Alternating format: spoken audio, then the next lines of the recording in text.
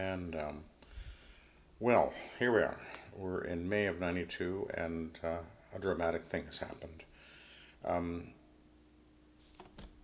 I'd had this feeling in my heart that I needed to.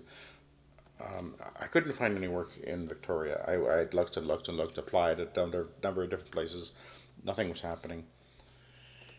And then I went down to the library, because back in those days that's what you did, and I was looking in newspapers in other parts of BC, and for some reason I kept on looking in the Okanagan. I don't know why I was really, but if you go back to the very beginning there, where I talk about the song Hidden Valley, and I didn't even realize it was a valley actually. Technically, maybe I did. I don't know. I don't remember that, but I was looking in the paper for Kelowna and for Penticton and even Vernon, I guess, for jobs, and a job came up there to manage a carpet cleaning company, which I'd been doing carpet cleaning for a few years there, and so that was something. And I phoned up the guy, and um, we had a really good conversation. He said, "Yeah, if you want the job, you can have the job."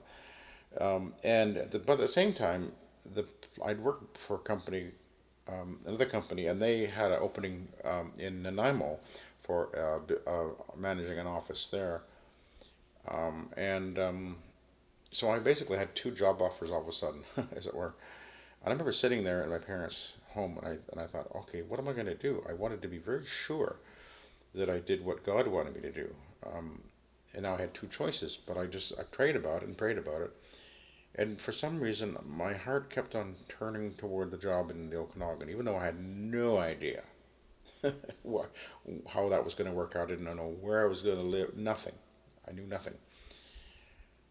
But anyway, the guy that I talked to, he'd said, you can come up here and you can come and stay with us for a while until you get yourself going or whatever. And so, okay, there was that. Um, and the job in the Nanaimo was obviously a lot closer, but somehow I just felt in my heart of hearts that in the end I decided that, the Okanagan was where I was supposed to go. I really felt that it was right for me for some reason. And I made my decision. I phoned the guy up. I said, okay. He says, well, can you come up right away? And I had no money. I mean, I had nothing, nothing. So I went to my dad. My dad was really low on cash or whatever, and I told him, I want to do this. And he says, no, that's good. You can go. He says, you can have what I have. And he says, all I had is $70. He gave me $70, took me down to the bus station in Victoria, 7 o'clock in the morning. I hopped in the bus and away I went. And I remember, going across the ferry, and it was the long way too, because you went to the downtown terminal and then stopped all the way along. And I remember going up the Coquihalla, and I remember going up the Coquihalla, and it was dark by then. Literally tears running down my face. Fortunately, there was hardly anybody in the bus, and I was just so devastated because I knew that what I was leaving, and I was talking about, my kids, three little children. But I knew that this was God taking me away. I knew that, and it proved to be really the right thing in the end, of course. Anyway, but nevertheless, it was very, very, very hard to do. And then I remember when I first when the bus came into the just into Peachland, and as it comes and turns into the onto the Highway 97 there, and it was dark, and I could see the lights along the lake and everything, and it was just, oh man, this is amazing. And I get into Penticton, and we get into the bus terminal. It was funny, funny because we go into the bus terminal, we get out of the bus, and I'm walking into the terminal looking for, okay, where's this guy? His name was Art. And I see this guy sitting over there on the other side of the bus terminal. He had a cowboy hat and cowboy boots and everything. And that was Art. And but what a wonderful, wonderful guy he was. He was just so caring and kind, and just a really wonderful guy. And what really one of the things that was really cool about what happened in my life was how God put certain people into my life that were really a blessing to me and helped me out a lot, again and again and again and again. It was just amazing how that happened, a miracle after miracle. But this was, I guess this was probably one of the first songs. I think it was the first song I ever wrote when I moved to the Okanagan.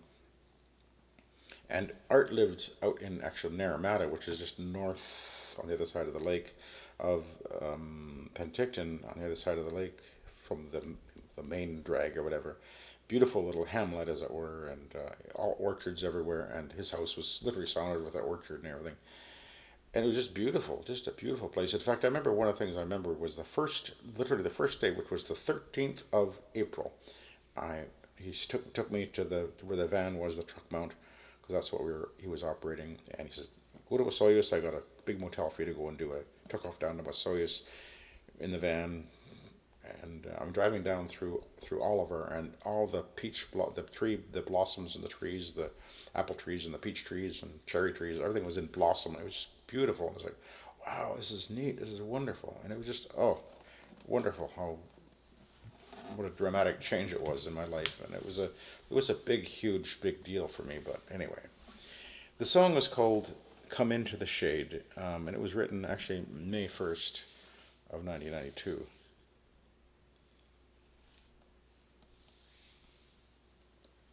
Huh. Boy, I just had a realization. Exactly 10 years after um, when my first marriage, because we were married on May 1st, 1982. Just realized that. Interesting. I don't know if it means anything or anything. Anyway, so this is called "Come Into the Shade."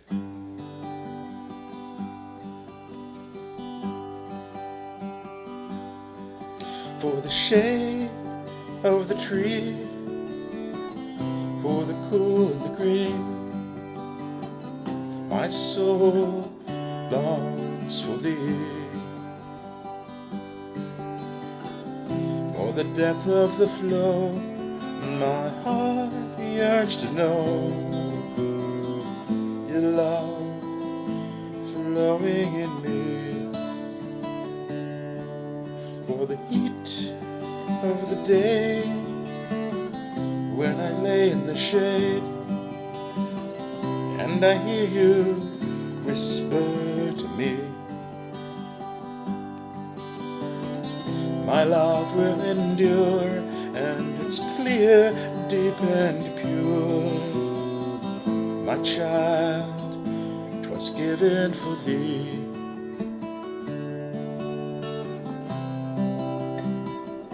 Come into the shade at the foot of the tree.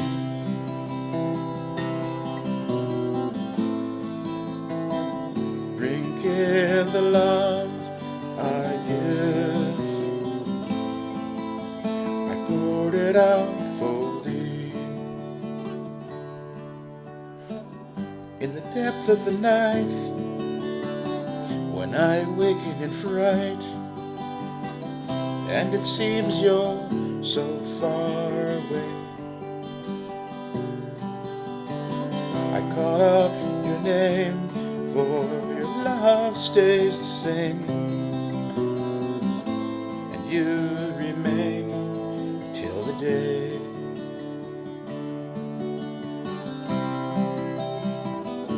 Come into the shade at the foot of the tree.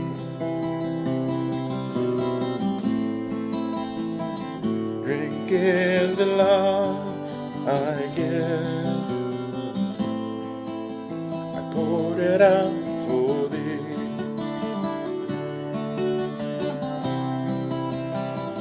Come into the shade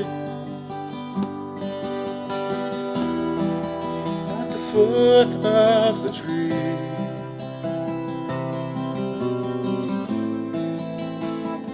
Drink in the love I give. I poured it out for thee.